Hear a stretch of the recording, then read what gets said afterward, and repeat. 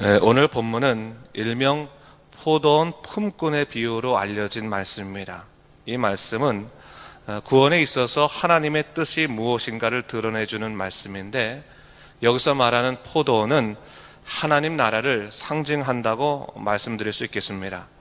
오늘 본문의 말씀을 좀 더 분명히 이해하기 위해서는요, 어제 말씀과 좀 연결시켜서 볼 필요가 있습니다. 어제 우리가 부자 청년에 관한 이야기를 함께 살펴봤는데요, 선행을 통해서 영생을 얻을 수 있다고 생각했던 이 부자 청년이 주님의 음성을 듣게 되죠. 네 소유를 다 팔아서 가난한 자에게 주고 나를 따르라. 그 말씀을 듣고 난 다음에 이 말씀에는 순종하기 참 어려웠습니다. 결국 어떻게 됐습니까? 근심을 하다가 자기의 삶의 자리로 되돌아가게 되었는데, 이것을 본 주님께서 제 아들에게 말씀하시죠. 낙타가 바늘기에 들어가는 것이 부자가 하늘나라에 들어간 것보다 쉽다. 그렇게 말씀해 주셨습니다. 그러자 베드로가 예수님을 향해서 이런 말을 합니다. 보소서, 우리가 이 모든 것을 버리고 주를 따라 싸운데 그런즉 우리가 무엇을 얻으리까? 예수님을 3년이나 베드로가 따라다녔거든요. 근데 아직까지도 어떻게 보면 육신의 의를 벗어나기가 이렇게 힘든 겁니다. 분명히 주님께서 이 구원의 문제는 하나님에게 달려있다, 하나님의 은혜로 시작된다라고 하는 것을 가르쳐 주셨음에도 불구하고 베드로는 자기들은 저 부자 청년과 다르다고 하는 겁니다. 부자 청년은 자기 것을 완전히 내버리지 못해서 자기 삶의 자리로 돌아갔지만, 주님, 우리는 다 내버리고 주님을 따르지 않았습니까? 그렇다면 우리는 하늘나라에서 어떤 영화를 얻겠습니까? 라고 이야기하고 있는 겁니다. 근데 주님께서 분명히 주님을 쫓은 사람에게 영화는 있을 것이지만, 그러면서 30절 말씀에서 아주 중요한 삶의 원리를 하나 말씀해 주시죠. 19장 30절 보면 이런 말씀이 나옵니다. 이게 오늘 본문인 20장 16절 말씀과 같은 말씀인데, 뭐라고 말씀하십니까? 그러나 먼저 된 자로서 나중되고 나중된 자로서 먼저 될 자가 많으니라. 그러니까 오늘 20장의 말씀의 시작은 어디서부터 출발하는 겁니까? 19장 마지막 30절에서부터 시작되는 사실 말씀이다라고 볼 수가 있겠습니다. 이 말씀을 하시고 난 다음에 오늘 주님께서 본문에서 포도원 품꾼의 비유를 말씀하십니다. 이를 통해서 베드로에게 구원의 본질이 무엇이냐라는 것을 다시 한번 설명해 주시고 계십니다. 그러기에 우리가 이 포도원 품꾼의 비유를 좀 앞에서 보면서, 이런 배경하에서 이 포도원 품꾼이 나온 거구나, 19장의 말씀을 좀 이해하면 우리 20장의 말씀을 좀 더 잘 이해할 수가 있겠습니다. 자, 그렇다면 비유의 내용을 좀 보겠는데요, 본문 1절에 보니까 예수님께서 이렇게 말씀하십니다. 천국은 마치 품꾼을 얻어 포도원에 들여보내려고 이른 아침에 나간 집주인과 같으니. 포도원은 하나님 나라죠. 포도원 주인이 품꾼을 들이려고 바깥에 나갔다, 그렇게 이야기하고 있습니다. 여러분, 이 말이 뭡니까? 하나님 나라의 이야기는 어디서부터 출발한다고 하는 겁니까? 하나님께서 당신의 사람을 부르시기 위해서 우리의 삶에 찾아오시는 그런 하나님의 은혜의 사건에서부터 출발한다라고 하는 것을 다시 한번 우리에게 얘기해 주고 있는 거예요. 사람의 선행이나 우리들의 어떤 됨됨이 이런 것이 아니라 하나님께서 먼저 찾아오시는 사건, 그 포도원에 품꾼을 드리기 위해서, 포도원에 초청하기 위해서 찾아오시는 사건에서부터 출발한다고 하는 것을 다시 한번 주님께서 상기해 주시는 겁니다. 그러면서 이 포도원 주인이 품꾼을 찾는데 이른 아침에 가서 한 데나리온을 약속하고 품꾼을 구하게 됩니다. 하지만 주인은 그것으로 만족하지 아니하고 제3시에 나가서 품꾼을 또 구합니다. 제3시는 우리 시간으로 말하면 오전 9시입니다. 여러분, 인력시장에 나가보신 분들은 잘 아시겠지만 9시까지 일 나가지 않고 있는 사람들 같은 경우는 그날 하루를 허탕친 거 아니겠습니까? 그냥 혹시나 하는 심정으로 앉아있는 것 아니겠습니까? 근데 혹시나 하고 앉아있었는데 그 주인이 와서, 야, 우리 포도원에 가서 일을 좀 할래? 라고 말을 하는 거예요. 벌써 시간이 꽤 지났는데 일당은 제대로 줄 겁니까? 상당하게 주겠다. 그러면서 같이 데려가는 거예요. 상당하게 준다고 하는 것은 한 데나리온에 가깝게 주겠다라고 아마 이 품꾼은 생각했을 것입니다.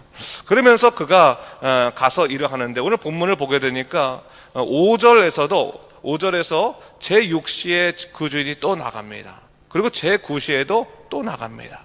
그리고 마지막으로 제11시에도 동일하게 품꾼을 불러오는 것을 볼 수 있습니다. 제11시는 우리의 시간으로 말하면 오후 5시, 바로 해지기 직전이죠. 6시에 이제 모든 일이 끝나니까 사실은 이 제11시, 오후 5시에 부름받은 사람들은 일당은 그냥 접어두고, 야, 내가 부름받았다는 사실만 해도 감사하다라고 하면서 포도원으로 들어갔을 것입니다. 근데 모든 일이 끝나고 나서 그 주인이 품꾼을 불러서 청주일을 통해서 싹을 나눠주는데 깜짝 놀랄 만한 일이 생겼습니다. 제일 늦게 온 사람부터 품꾼을 주라고 했는데 그 맨 마지막에 왔던 그 품꾼에게 얼마를 줬습니까? 하루 전체를 일해야 되는 그때 주는 일당인 한 데나리온을 주게 된 것입니다. 이 한 데나리온을 맨 마지막에 온 사람이 받았으니까 얼마나 놀랐겠습니까? 처음 온 사람들은 기대가 잔뜩한 거예요. 야, 1시간밖에 일하지 않은 저 사람이 한 데나리온을 받았으면 우리들은 얼마나 더 많이 받겠냐, 그러면서 굉장히 기대를 하고 있었는데 막상 돈을 받고 나니까 얼마를 받았다는 겁니까? 그 마지막에 온 사람과 똑같이 한 데나리온을 받게 됐다고 하는 겁니다. 그때 이들이 어떤 마음을 품었다고 성경은 말합니까? 해질녘에 온 사람은 1시간밖에 일하지 않았는데 온종일 수고하고 도회를 겪는 우리와 어떻게 똑같이 받을 수 있게 되냐라고 하면서 불평을 하고 있는 것을 볼 수 있습니다. 주님께서 이것을 보고 난 다음에 뭐라고 말씀하세요? 13절과 14절인데 제가 한번 읽어보겠습니다. 보세요, 여러분. 주인이 그 중에 한 사람에게 대답하여 이르되, 친구여, 내가 내게 잘못한 것이 없노라. 네가 나와 한 데나리온이 약속을 하지 아니하느냐? 네 것이나 가지고 가라. 나중 온 사람, 이 사람에게 너와 같이 주는 것이 내 뜻이니라 라고 했어요. 오늘 주인이 한 말을 아주 우리가 유심히 살펴볼 필요가 있습니다. 주인은 원망을 하는 품꾼에게 무엇을 상기시켜 줬습니까?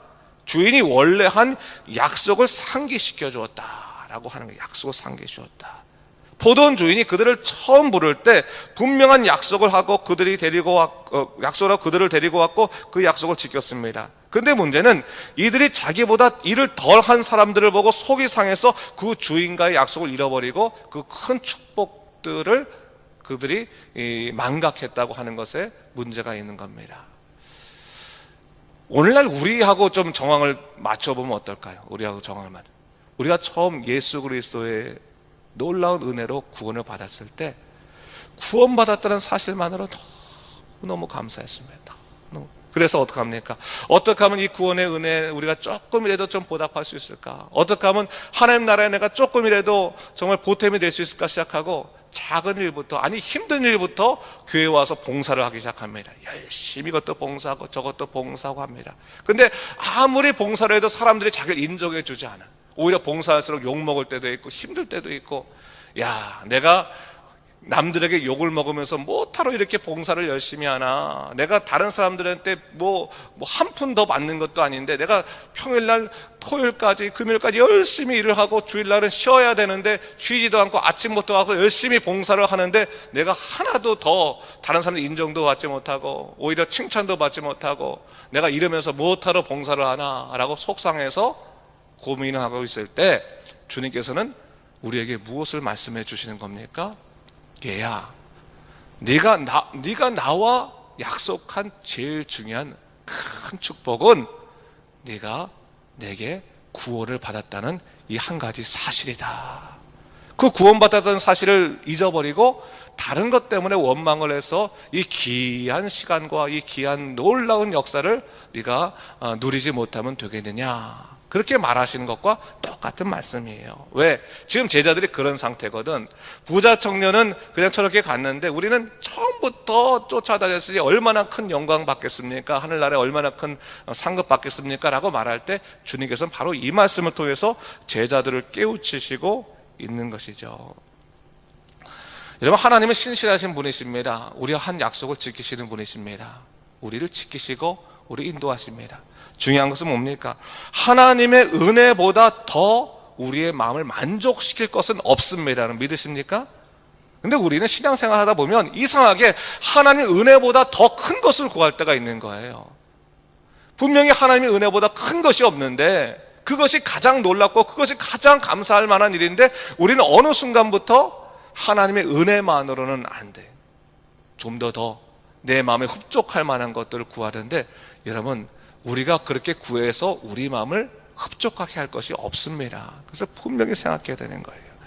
근데 오늘 본문에서 또 하나 중요한 얘기를 하고 있어요. 그렇다면 하나님께서 이 포도원 주인이 이 포도원 품꾼의 마음을 다 헤아렸다면 분명히 좀 차별해서 줘야 될 것이 분명할 것 같은데 우리 입장에서는 왜 주인은 차별하지 않고 똑같이 줬을까? 본문 14절에서 뭐라고 말하고 있어요? 보면 나중 온 이 사람에게 너와 같이 주는 것이 뭐라고요? 내 뜻이다. 내 뜻이다. 이게 중요한 것인 거예요. 내 뜻이다. 우리들의 뜻대로 하나님께서 움직이시는 것이 아니라 우리의 생각대로 움직이시는 하나님이 아니라 당신의 뜻대로 움직이시는 것이 하나님이시라고 하는 거예요. 우리는 그 하나님의 뜻을 받아들여야 되는 것이지 우리가 하나님의 뜻에 대해서 하나님 왜 이렇습니까? 저렇습니까? 라고 왈가왈부할 부분이 아니라고 하는 것을 얘기하는 거예요. 하나님은 그런 뜻을 갖고 포도원의 품꾼을 일하는 거예요. 그렇다면 여러분 이런 생각 한번 해볼 필요가 있어요. 하나님께서 포도원을 운영하는 경영 방식은 우리들이 세상 속에서 비즈니스 하는 방식과는 참 다르다라고 하는 거예요. 여러분 우리가 세상에서 비즈니스 할 때 생각해 보세요. 우리가 만약 가게를 하거나 어떤 사업체를 운영하는데 아침 일찍 데려고 온 그 품꾼하고 일꾼들하고 저녁 마지막 1시간에 온 일꾼하고 어떻게 똑같이 돈을 주겠습니까? 그렇죠? 만약 똑같이 돈을 주기 시작하면 사업체가 잘 운영도 되지 않을 뿐더러 이윤이 제대로 나지 않을 거예요. 그렇죠? 이윤을 내기 위해서는 이 포도원 품꾼처럼 그렇게 해서는 안 되는 거예요. 이렇게 일하면 망가집니다. 이 사업체가 되지가 않습니다. 포도원 운영이 어떻게 되지 않는 겁니다. 근데 포도원 주인은 왜 이렇게 운영했을까? 가만히 보면요, 포도원 주인은 자기 이윤을 내려고 지금 일꾼을 부르는 것이 아니라 좀 더 많은 일꾼을 자기의 포도원에 들여드리기 위해서 포도원을 운영하는 것처럼 보여요. 이윤을 내려는 게 아니라 좀 더 많은 일꾼들, 그 품꾼들, 사람들을 포도원에 들이기 위해서 그렇게 이 포도원을 운영한다라는 것처럼 보인다는 사실입니다. 여러분 이것이 뭡니까? 이것이 바로 하나님 나라의 원리라고 하는 겁니다. 하나님 나라가 있는 가장 큰 이유, 오늘 이 성경 통해서 우리에게 무엇을 말씀해 주고 있는 것입니까? 좀 더 많은 주님의 자녀들을 하나님께서 초청해서 부르시기 위해서 하나님 나라의 존재 이유가 있다라고 하는 것을 오늘 얘기하고 있는 거죠. 사람의 선행 때문에 내가 좀 더 많이 있기 때문에 더 많은 것을 얻는 것이 하나님 나라가 아니라 하나님의 은혜로 말미암아 그 안에서 큰 기쁨과 행복을 누릴 수 있도록 하나님께서 시간이 날 때마다 나가서 초청해 주시고 있다는 사실입니다. 여러분 하나님께서는요 오늘도 갈 길을 찾지 못해서 방황하는 수많은 영혼들을 찾으러 나가십니다. 구원의 기회를 주시는 분이십니다. 우리가 얼마나 많은 일을 했느냐를 자랑하기 이전에 여러분 한번 생각해 보십시오. 마지막까지 한 명이라도 더 구원하시기 위해서 애쓰시는 그 하나님, 그 하나님의 신실하심과 그 하나님의 사랑을 기억해 볼 때 우리가 조금 더 일찍 부름받았다고 해서 하나님 앞에서 내 것이 더 큽니다라고 자랑할 것이 없다고 하는 거예요. 그 하나님의 사랑을 우리가 기억만 한다면, 사실 이 포도원 비유는요 원래 이 일찍 들어온 사람들은 유대인들을 말하는 것이고 늦게 들어온 사람은 이방인들을 말한다고 볼 수 있겠습니다. 하지만 어떻게 보면 우리들의 정황과 본다면 정말 어릴 때부터 하나님께 부름받아서 일찍 믿음 생활을 시작한 모태신앙인도 될 수 있겠고요, 아니면 처음부터 열심히 정말 주님의 충성한 그런 일꾼도 될 수 있겠습니다. 그리고 마지막 때 11시에 부른 사람들은 죽기 이전에, 정말 죽기 이전에 하나님 영접해서 막자 탄 사람들, 평생 나쁜 일만 하다가 평생 하나님도 모르고 정말 사람들 고통스럽게 하다가 마지막 때 회개하고 예수 믿고 하늘나라 간 사람들. 가끔가다 우리 그런 경우 있잖아요. 제가 우리 교회에서는 그런 분들 못 봤지만 제가 한국에서 목회할 때는 그렇게 말씀하시는 분들 종종 있었어요. 보면 장례식 때 가서 하나님 영접하고 이렇게 돌아가시는 분 보면 누가 옆에 와서 어떤 집사님 옆구리를 콕콕 찌르는 거예요. 목사님, 저 사람 평생 동안 그 부인 정말 속색이고 그냥 밖에 나가서 그냥 가정 파괴하는 일을 정말 많이 하고 정말 애들 눈물만 흘리고 하다가 저렇게 마지막 때 예수 믿고 천국 가면 우리 억울해서 어떻게 살아요? 이렇게 얘기하는 거예요. 그런 마음속에 있을 수 있어요. 근데 여러분, 그것은 누구 뜻입니까? 내 뜻이 내 뜻. 내 생각일 뿐이에요. 하나님 뜻은 그렇지 않다는. 하나님 뜻은 뭡니까? 어떻게 살았던 마지막 때 회개하고 주님 만나서 천국에 들어가면 하나님께서 크게 기뻐하신다고 하는 겁니다. 우리는 그런 하나님의 뜻에 대해서 왈가왈부할 필요 없이 그저 나를 구원하신 하나님께 감사하면서 내게 주어진 시간, 우리는 어떤 겁니까? 하나님과 함께 일할 수 있는 영광이 있잖아요. 하나님과 함께, 하나님이 혼자 일하시지 않고 함께 일할 수 있는 영광, 그 복음의 사역 안에 우리도 초청돼서 함께 일할 수 있는 귀한 부름을 받았다는 첫 번째 부름이 소명이라면 두 번째 부름은 사명을 위한 부르심 아닙니까? 사명을 살 수 있다고 하는 그 기쁨으로 우리도 하나님의 기쁨 가운데 참여하겠습니다. 다시 한번 오늘 천국의 기쁨, 하나님께서 포도원을 통해서 이루시는 그 천국의 기쁨들을 바라보고 이 구원의 놀라운 역사 가운데 살아간 여러분 되시기를 주님의 이름으로 축원합니다. 기도하겠습니다. 주 하나님 아버지, 감사합니다. 이 아침에 우리가 이 포도원 비유를 보면서 하나님의 신실하심을 다시 한번 생각해 보게 되었습니다. 하나님 나라는 정말 마지막까지 하나님의 음성 듣고 찾아온 사람이 누릴 수 있는 귀한 기쁨의 현장이요, 축복의 현장임을, 축복의 나라임을 우리가 다시 한번 살펴보게 됩니다. 주 하나님 아버지, 우리가 때때로 신앙생활 하다가 정말 내 생각과 다른 일들 때문에 우리 스스로가 하나님의 은혜를 망각할 때가 종종 있었습니다. 그러나 다시 한번 오늘 하나님께서 약속하신 그 신실하신 약속이 우리 삶에 이루어졌음을 우리가 기억해 볼 때 그것을 감사하며 기쁨으로 우리가 하나님의 그 귀한 복음의 일에 참여하며 살아갈 수 있는 믿음의 사람들 되도록 인도하여 주시옵소서. 감사드리며 이 모든 말씀 우리 주 예수 그리스도 이름으로 기도드립니다. 아멘.